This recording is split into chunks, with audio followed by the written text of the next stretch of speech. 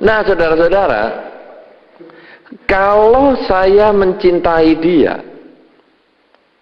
dasarnya karena fisik, ini yang paling level, paling parah. Dia cantik, dia ganteng, dia kuat, dia sehat, dia bergaya, dia kaya, dia seksi, dia macho. Itu yang paling parah.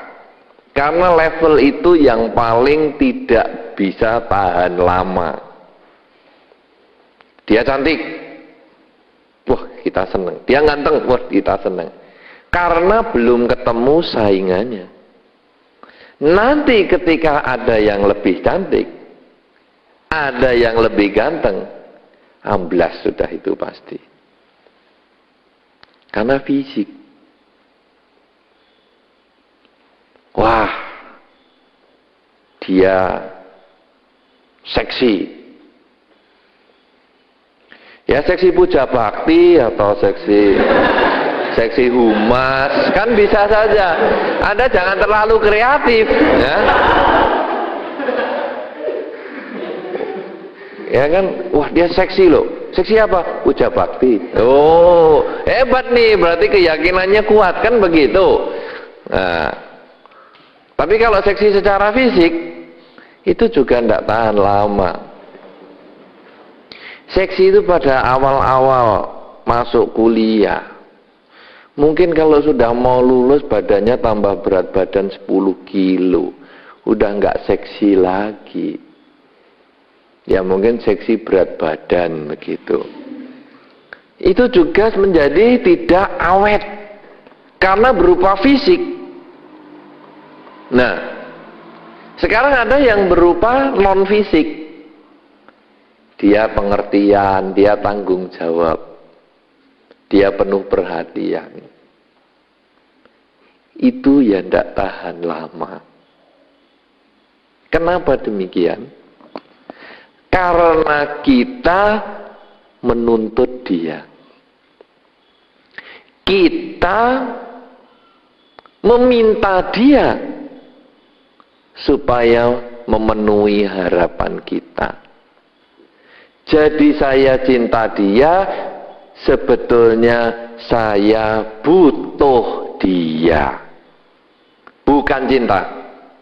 Kalau yang pertama tadi, saya senang sama dia karena cantik, saya senang dia karena dia anak tunggal, walaupun jelek tidak punya gigi nggak apa-apa. Pokoknya yang penting kaya. Itu jelas-jelas bukan cinta.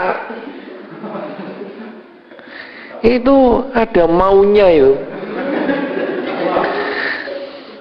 Itu sebetulnya kebutuhan yang paling parah. Kebutuhan numpang hidup. Ya. Kebutuhan untuk terpenuhi kebutuhan primernya. Tetapi kalau yang kedua, itu kita hanya butuh saja. Saya butuh dia karena dia itu sabar. Kalau saya stres ngomel-ngomel apa-apa, dia mau dengerin saya. Jadi saya cinta dia karena kuping dia itu kayak kotak sampah saya. Kalau saya sudah tidak stres, saya nggak butuh kupingnya. Jadi kalau saya telepon dia, ayolah, saya baru stres ini, kamu datanglah ya, datang. Waduh, aku baru sibuk sekali. Ya udahlah, kamu nggak usah datang, nggak apa-apa. Yang penting kupingmu kesini aja untuk dengerin aku sudah. Ya, karena kita butuhnya cuma kupingnya sebagai kotak sampah. Itu kebutuhan. Aku cinta dia karena aku kalau stres bisa bersandar di dadanya. Wah, lega. Wah, ya itu sih juga kebutuhan. Aku cinta dia karena dia pinter kerja. Itu juga kebutuhan.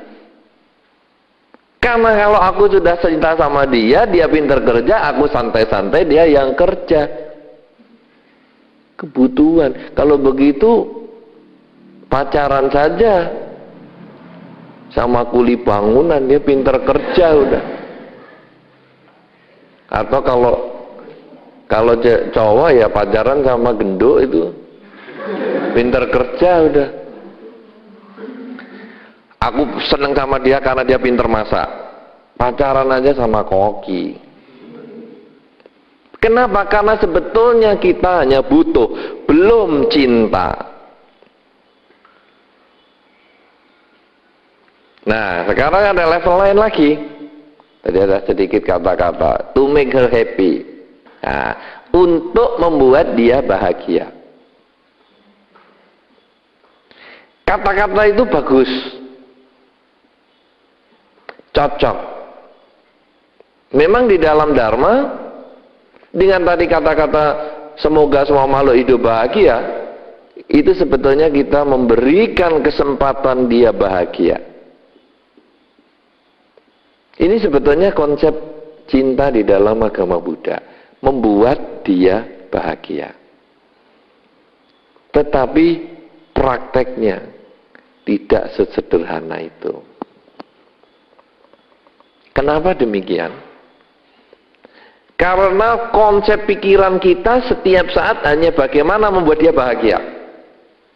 Itu sebetulnya cinta yang nanti bakal awet. Karena itu kalau ada pertanyaan, di dunia ini kalau merit, itu kan atau pacaran, itu kan ada beberapa kemungkinan. Kemungkinan pertama, ketiban cinta. Dicintai, tapi tidak mencintai. Bisa loh pacaran. Ya kan, wes ruduk terus akhirnya ya kasihan lah, udahlah ayo jalan sama-sama.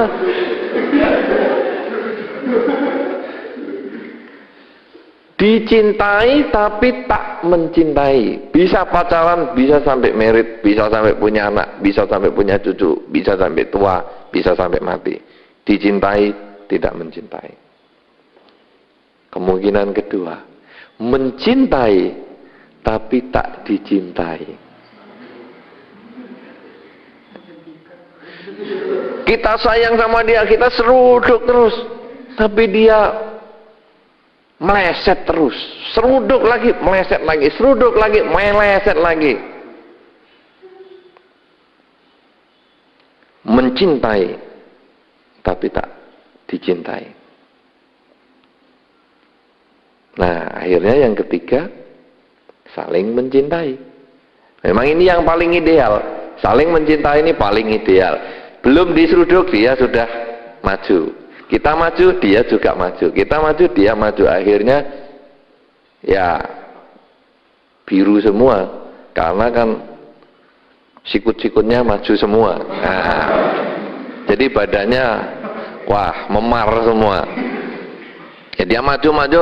Ya kalau maju yang kena bagian yang enak ya enak. Kalau kena kepala diadu sama kepala kan benjol juga. Nah sekarang kalau kita disuruh milih, enak dicintai atau enak mencintai, enaknya pilih yang mana? Yo itu ideal saling mencintai dong. Itu sudah saya bahas tadi. Idealnya saling mencintai. Tapi kalau disuruh milih, ini bukan masalah telur dan ayam lagi. Ini butuh pemikiran, bukan hanya yang nomor satu apa tadi yang disebut. Yang pertama kali dicintai, ya dicintai. Mencintai, ya mencintai. Wah ini amburadul dah kalau caranya gini. Jadi sekarang bagaimana? Kalau kita disuruh milih, bayangkanlah pada diri Anda sendiri.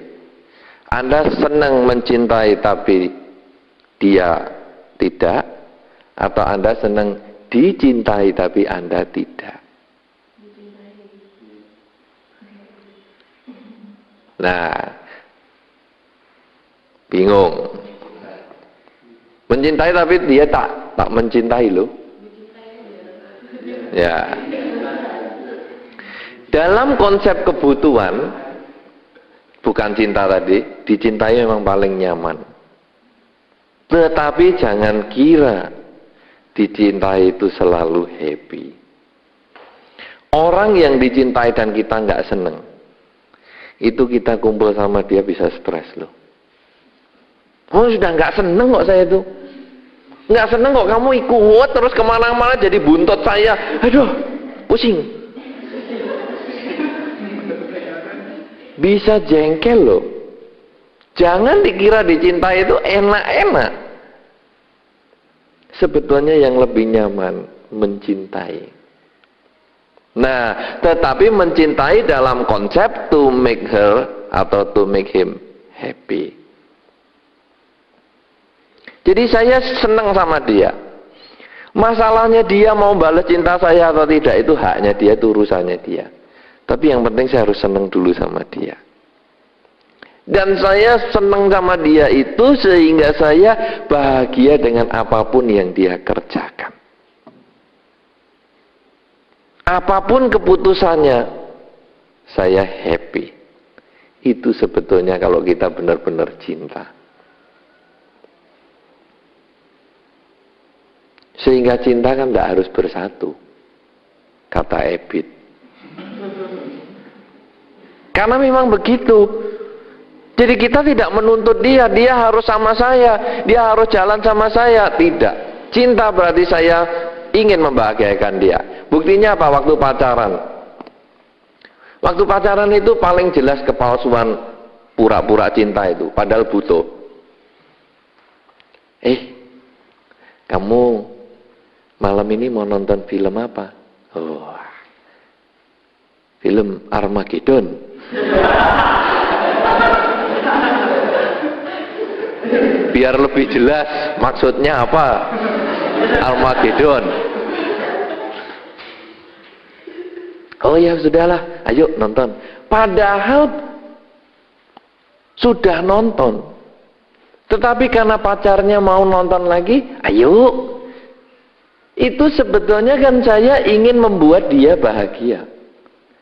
Cuman itu kadang-kadang munculnya waktu pacaran. Karena butuh sehingga semu. Palsu. Tapi kalau sudah jadi sungguhan, ayo nonton Armageddon. Nonton sendiri sana, aku sudah nonton, kamu ajak terus. Biaya tinggi dong kalau caranya begini. Nah, berarti kita hanya butuh dia. Lihat baik-baik, pada waktu pacaran itu, kalau kita mau membahagiakan dia terus, dari dalam, itu benar-benar cinta. Ingin memberi, ingin menanam. Tanam padi, tumbuh padi, tanam cinta. Bisa mendapatkan cinta juga. Tapi kalau kita hanya ingin dapat, maka itu bukan cinta yang sesungguhnya. Nah, oleh karena itu, sekarang bagaimana konsep cinta ini? Saya ingin dia bahagia. Kadang-kadang dia jalan sama cowok lain misalnya, atau kalau pacar kita itu jalan dengan lawan jenis yang lain. Bagaimana? Kalau Anda cemburu, sebetulnya itu bukan cinta. Itu Anda ego dan butuh. Anda takut kehilangan. Jangan sama cowok lain, jangan sama cewek lain kamu ya, nanti kamu hilang. Nah ini dia. Lah kalau memang hilang itu kebahagiaannya dia, hilang itu hanya hilang. Hilang, nah. Karena Armageddon kan dari Harmageddon. Nah, tapi hanya sudah hilang jadi Armageddon. Nah ini juga hilang, itu jadi kata hilang. Kalau memang dia mau hilang, gitu, ya udah. Mungkin itu kebahagiaannya dia di sana.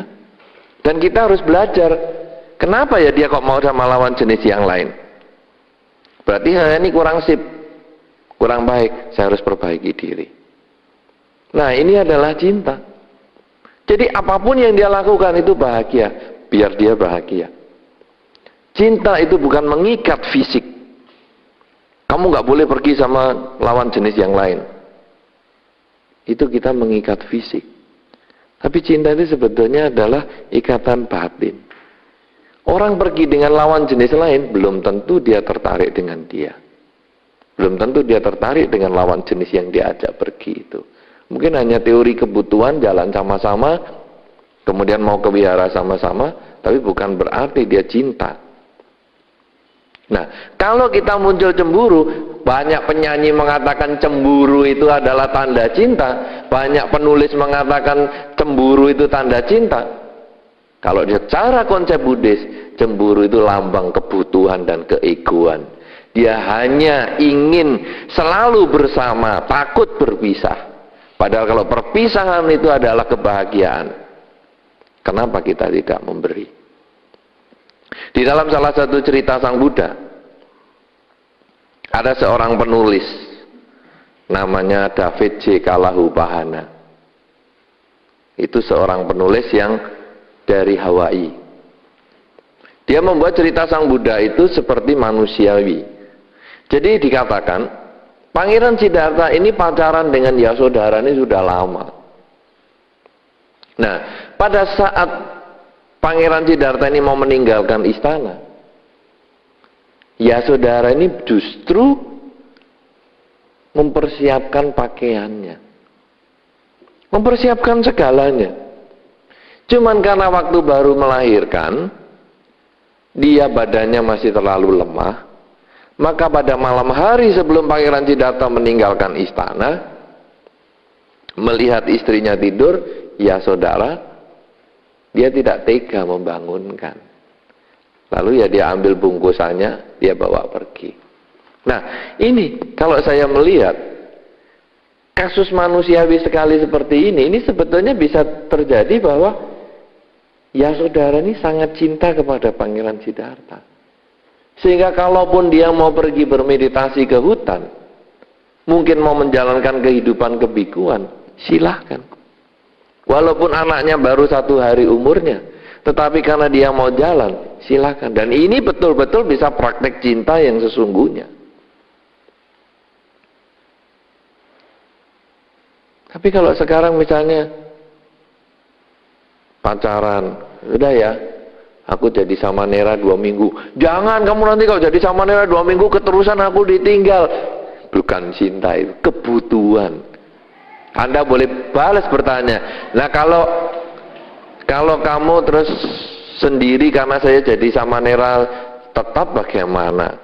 Waduh, aku nanti kan jadi kesepian, malam minggu nggak ada yang aku ajak omong.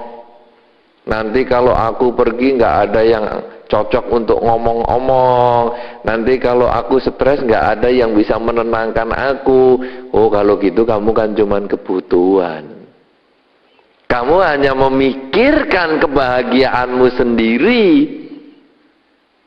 Berarti kamu bukan cinta dong sama aku. Nah ini makanya cinta itu tidak sesederhana itu. To make her happy itu seperti tadi indah dikatakan, tetapi untuk dijalani sungguh-sungguh itu butuh latihan. Ada satu umat yang sangat mengesankan untuk saya. Dia sudah suami istri cukup lama. Kemudian suatu ketika suaminya itu mau kawin lagi. Istrinya yang sangat mencintai suaminya, dia mengatakan, oh kamu mau kawin lagi, apakah sudah kamu pertimbangkan? Sudah. Apakah itu merupakan kebahagiaanmu yang tertinggi dengan kawin lagi? Iya. Kemudian istrinya menjawab, baik, kalau memang itu yang kamu maui, silahkan kawin lagi, nanti aku urus semuanya. Dan diurus sungguhan, dari gedungnya, undangan, makanan, pakaian pengantin, tukang fotonya, semua dia urus semua.